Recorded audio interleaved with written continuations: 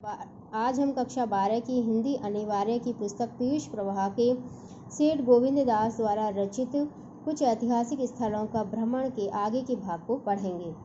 गुफा का एक और महत्वपूर्ण चित्र एक राज के जुलूस का है, जिसमें बहुत से आदमी सज धज कर जाते दिखाए गए हैं। किसी के हाथ में छाता है तो किसी के हाथ में बजाने का श्रृंगी बाजा है। जुलूस में स्त्री पुरुष दोनों सम्मिलित हैं। चित्र अलंकार प्रधान है। स्त्रियों के हाथों में सुंदर कंकण है तथा वे गले में हार पहने हैं। कानों से लगे सुंदर कर्णावतंस यानी कानों के बालियां भी लटक रहे हैं। स्त्रियों की कमर लचीली और पतली है।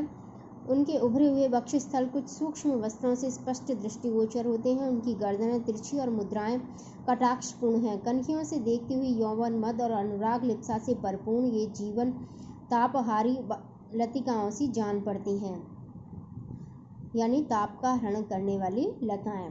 अजंता की चित्रकला में स्वाभाविकता है, जीवन है, सादगी है, साम्य है, औचित्य है और सौंदर्य भावना है।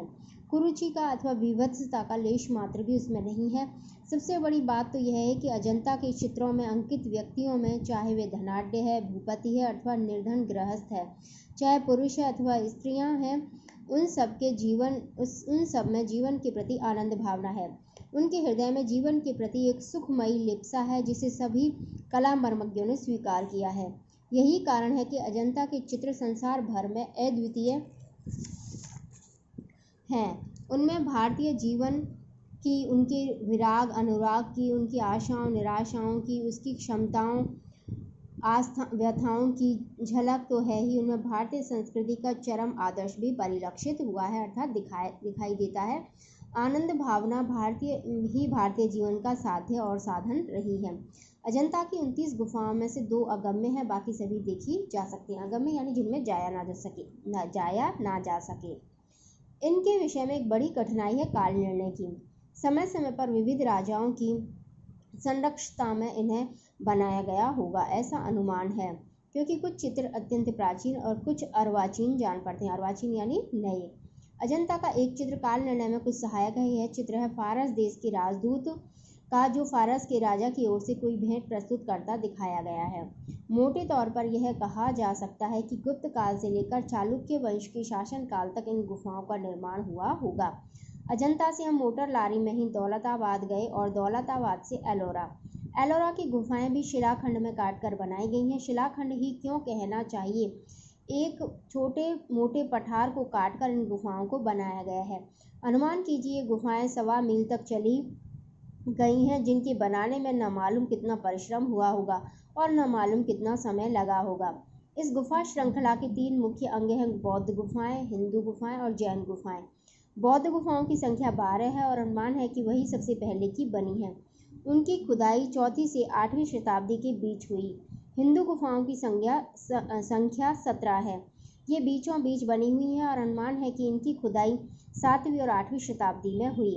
अंतिम गुफाएं, जिनकी संख्या 4 है, जैन गुफाएं हैं, जिनकी खुदाई हिंदू गुफाओं के बाद ही हुई होगी। प्रारंभिक बौद्ध गुफाएं बिल्कुल सादी हैं, पर 10वीं गुफा, जो विश्वकर्मा गुफा के नाम से प्रसिद्ध है, उल्लेखनीय है। 12वीं गुफा, जो 3 तल गुफा के नाम से प्रसिद्ध है, एक तिमंजिली गुफा है। यहाँ पर जो मूर्तियां अंकित हैं वे आकार, धार्मिक भावना की अभिव्यक्ति और सजावट की दृष्टि से अनुपम बनी हैं। अनुपम यानी जिनकी उपमा ना दी जा सके। विश्वकर्मा गुफा का तीसरा भाग सकरा होता गया है और अंत में 27 फुट लंबा और 15.5 फुट चौड़ा रह गया है। वहां पर आसीन 11 फुट की ऊंची भगवान बुद्ध की विशाल मूर्ति है। 3 तल गुफा मनुष्य के सतत प्रयत्न और धैर्य का उत्कृष्ट नमूना है। कितने परिश्रम और कितनी लगन से पाषाण खंड काटकर यह तिमंजिली कलाकृति खड़ी की गई होगी। अकेले अर्थ व्यय से संभवतः यह कार्य संपन्न होना कठिन था। मुझे इसके पीछे मनुष्य की कर्तव्य निष्ठा और आस्था की झलक दिखाई दी, जिसके बिना मेरे विचार में कोई महान कार्य पूरा करना संभव नहीं। इस गुफा में जो बुद्ध की मूर्ति है, उसके विषय में एक रोचक बात बताना जरूरी है। स्थानीय निवासी उसे राम मानकर पूजते हैं। इस मूर्ति की नाक और होठ आदि नहीं है, पर स्थानीय निवासी एक टूटते ही पलस्तर की दूसरी नाक चढ़ा देते हैं। भक्ति का मुझे ये अनोखा रूप जान पड़ा और बुद्धिवादी भले ही तर्क की शरण लें, किंतु मुझे ये स्वल्प बुद्धि वाले किंतु श्रद्धालु स्थानीय जन ही भगवान के अधिक निकट जान पड़े। जो किसी भी रूप में सर्वशक्तिमान को ही पूजते हैं।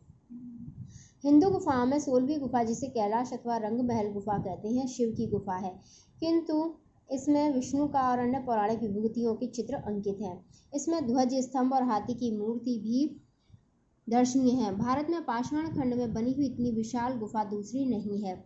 यह गुफा 276 फुट लंबी, 154 फुट चौड़ी और 107 फुट ऊंची है।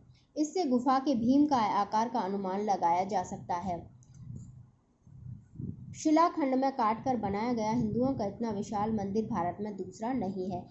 21वीं गुफा जो रामेश्वर गुफा कहलाती है और 29वीं गुफा जो सीता गुफा कहलाती है, कला और पच्चीकारी की दृष्टि से महत्वपूर्ण एवं उल्लेखनीय है। पच्चीकारी यानी कि छेनी हथौड़े की से और बहुत सूक्ष्म जो चित्रकारी इस पर पत्थरों पर खोद करके की जाती है उसे पच्चीकारी कहते हैं। एलोरा से फिर हम दौलताबाद लौटे और दौलताबाद से पुनः अजंता आकर एक बार फिर पद्म पाणी भगवान बुद्ध के चित्र के दर्शन कर जलगांव लौट गए। जलगांव में हमें एक दिन और ठहरना पड़ा क्योंकि श्री रूपचंद जी लाठी ने हमारे सम्मान में एक पार्टी रखी थी। जलगांव से हम मुंबई पहुंचे। हमारा उद्देश्य बम्बई देखना न था, बम्बई तो मैं कई बार हो ही आया था। यहाँ आए थे हम एलिफेंटा गुफाएं देखने। एलिफेंटा गुफाओं के विषय में हाथी की एक मूर्ति का जिक्र होता है जिसका अपना इतिहास है। सन 1814 में इस हाथी का सिर टूटकर गिर गया और बाद में उसका शेष अंग भी कई भागों में कट गया। सन 1864 में इस मूर्ति के खंडित अंगों को विक्टोरिया बाग बम्बई ले जाया गया, जहां इसको पुनः जोड़ा गया। कहा जाता है कि इस हाथी के अंग्रेजी पर्याय एलिफेंट के नाम पर ही पुर्तगालियों ने इन गुफाओं को एलिफेंटा गुफाओं की संज्ञा दी। ये गुफाएं अपालो बंदर से कोई 7 मील पश्चिमोत्तर में एक द्वीप पर स्थित हैं, जिसे स्थानीय निवासी और मल्लाह घरपुरी कहते हैं। इसका घेरा कुल मिलाकर 4.5 मील से अधिक नहीं। इसमें 2 पहाड़ियां हैं जिनके बीच एक मनोरम घाटी है। द्वीप के निवासियों की संख्या बहुत कम है। आकार की दृष्टि से यह द्वीप चाहे छोटा हो पर इसका इतिहास बड़ा रोचक रहा है। मौर्य, चालुक्य और राष्ट्रकूट राजाओं का इस पर आधिपत्य था। सन 1534 में इस पर पुर्तगालियों ने अधिकार किया। सन 1774 में अंग्रेजों ने इसे अपने शासन में लिया और सन 1775 में बादशाह एडवर्ड सप्तम को, जो उस समय प्रिंस ऑफ वेल्स थे, इस द्वीप पर दावत दी गई थी। किंतु इस द्वीप की महत्ता का आधार उसका इतिहास न होकर वहाँ की तक्षण कला और वहाँ की अद्भुत गुफाएं हैं। इन गुफाओं का निश्चित रूप से काल निर्णय करना तो असंभव सा है, पर हाँ इतना अवश्य ज्ञात है कि 7वीं शताब्दी के पूर्वार्ध में ही ये विद्यमान थी। एलिफेंटा की गुफाएं मुख्यतः शैव हैं, यानी कि शिव को मानने वाले लोगों की हैं, और इनमें सबसे प्रसिद्ध शिव का मंदिर है जो एक गुफा में खोदा गया है। यहाँ भगवान शिव को सर्जनहार, पालनहार और प्रलयंकर तीनों रूपों में अंकित किया गया है। शिव के तांडव नृत्य का एक मनमोहक दृश्य है और एक शिला पर शिव को भावमग्न भी अंकित किया गया है। शिव को नटराज के रूप में अंकित करने वाले एक दृश्य में उनके उस सर्जनकारी नृत्य का अभिनव छवि है जिसे ब्राह्मण कला में इतना उच्च स्थान प्राप्त है। शिव पार्वती विवाह, गंगा अवतरण, अर्धनारीश्वर शिव, मानवती पार्वती आदि के अनेक छवि दृश्य हमने मनोयोग पूर्वक देखे। इन प्रतिमाओं में सबसे प्रसिद्ध शिव की प्रतिमा है। एलिफेंटा से हम बम्बई लौटे। बम्बई से हमारा विचार बीजापुर जाकर गोल गुंबज देखने का और था। उसकी बड़ी प्रशंसा सुनी थी, किंतु जबलपुर के कुछ ऐसे तार और पत्र मिले कि इस दौरे को अब मुझे समाप्त कर जबलपुर लौटना पड़ा। इसके बाद गोल गुंबज देखने का मुझे अब तक सौभाग्य प्राप्त न हो सका। यद्यपि मैं सारे संसार के अधिकांश भाग में चक्कर लगाया आया हूँ। एक कहावत है, अनी चूके 20 वही इस मामले में हुआ, यानी कि एक बार जो सेना चूक जाती है वह 100 बार में भी उसको प्राप्त नहीं कर पाती है। इस पाठ के जो महत्वपूर्ण प्रश्नोत्तर हैं वो सभी को करने हैं। धन्यवाद।